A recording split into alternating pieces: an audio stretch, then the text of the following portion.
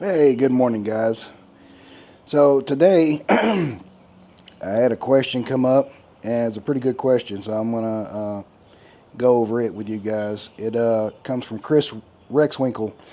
As someone starting out, what's a couple of things you would say are must-haves before heading out exploring some trails solo?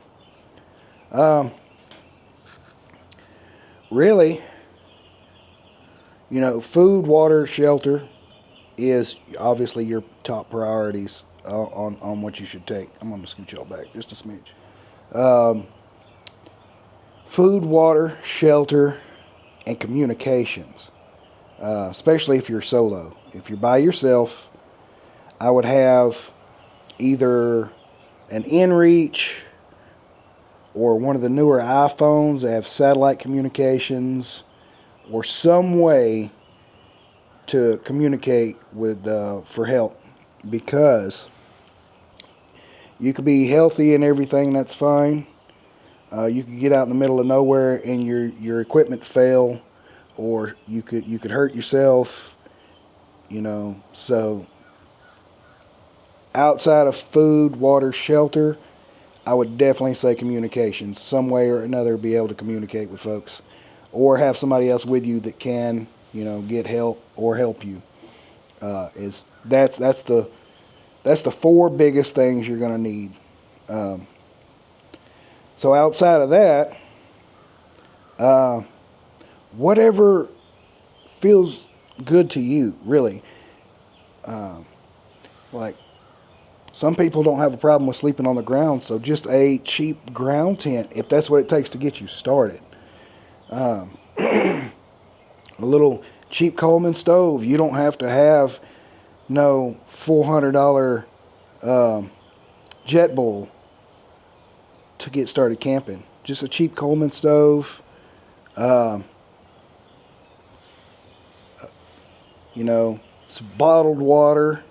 You don't have to have 100 gallons of water either. That's something else. When I first started, I thought I was going to use a lot more water than I did, and I've seen other YouTubers talk about that. They started out carrying just tons and tons of water. Now I carry probably an 18 pack of bottled water, and that's it. I do everything with it, from washing my hands, um, washing dishes, brushing my teeth, making my coffee, everything with bottled water. And usually on washing dishes in my hands, I'll usually try to uh, get creek water. Try to get creek water or something, because we always camp by water. But if not, I usually have enough bottled water I can wash my hands. And I carry rubber gloves too, also, for when I'm cooking. That helps cut down a lot on washing your hands. And bleach wipes. So, like I was saying, as far as shelter goes, whatever you're comfortable with, whatever gets you out there. A ground tent, is perfectly fine. You don't have to have no $4,000 rooftop tent. And your vehicle, your vehicle don't have to be crazy set up either. You can go out on forest roads, a lot of these forest roads with Subarus, or I say a Subaru because it's a car.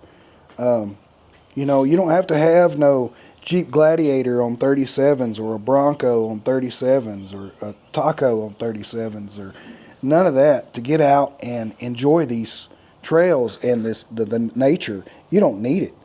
To get to some of the places we go, yes, it's required, but you don't have to get to those particular places to have a good time either. The majority of the places I've been to recently, probably in the last, outside of the sketchiest trail, you could have got to with a stock Jeep, easy. And probably a stock Jeep would more than likely do the sketchiest trail. It would drag in places because it sets low, but it could do it. I really believe it would do it.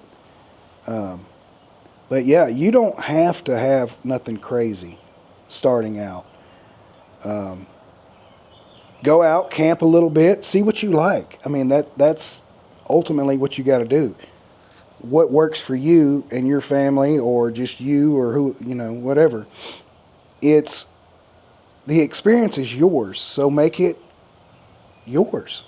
You know, because what works for me might not work for you. I don't like ground camping. I like a rooftop tent. I will ground camp, but I don't like it. My preferred is a rooftop tent. Uh, I've ground camped a lot, and it's just not my cup of tea. I just like being up in the air. I do not, absolutely do not like hammock camping. It is terribly uncomfortable to me because I'm a side sleeper, and so I know automatically I've napped in a hammock, and that's about as much as I can do is get a little nap in a hammock, and then I'm hurting usually because of how I sleep. And you can lay in them sideways, and you can get different hammocks and lay flatter, but still, that's not my cup of tea. But it might be yours. That might be all you need is a hammock sleeping bag or a hammock tent, and go out, find some trees, set up camp, and sleep in that. That might be all you need, and it's way cheaper than a rooftop tent. Way cheaper. Um, and it's like I said about your rigs, like the Washitals. 95% of the Washitals, I would say, you could get to with a dang near a minivan. Most of it, and maybe not 95%, probably 90%. 90% of the Washitals you get through with a minivan, and you can go out and have just as much fun as we do with these Jeeps and everything else. Don't not go camping because you don't have a Gladiator on 37s. It's just, yeah. To get back to your question, just starting out, I would say food, water, shelter, communications is a key. It's a must-have. And out of those, your food, you don't have to go nothing elaborate. You can use an ice chest. You don't need a refrigerator. It is nice. It is convenient. I'll give you that. But you can get on, what is it, Mammoose Kitchen? Mammoose? Something like that. They've got complete meals, 1 pound of food per bag, ready to go. Just add water. And they're good. I'm not one to like food from a bag like that. I've eaten enough MREs in my life that I'm not a big fan of food from a bag, but I have had them, and they are delicious. They are really good. It's just a mind thing for me on that one. So you've got options there. If you don't want to take a big ice chest full of ice and worry about keeping up with ice, because in the summertime you go through a lot of ice. You will. So there's that. Water. Like I said, I carry 18-pack bottled water. Usually does me for a whole 3-day, 4-day trip. And your shelter. So whatever you're comfortable with on your shelter. Your tent, your ground tent, your hammock. If you've got a rooftop tent, that's great. If you don't, it's not a big deal. Whatever gets you out camping and enjoying it.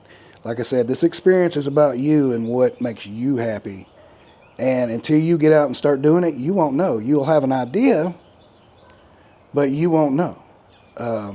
I've cleaned out so much gear that I don't use anymore because I bought it thinking it would be something I would like, and I get out there and use it, and it's not practical, or I don't like it, or this, that, and another. So I've shed so much weight off my Gladiator in the last probably 6 months for stuff I don't actually need and use, that I bought in the beginning that I didn't.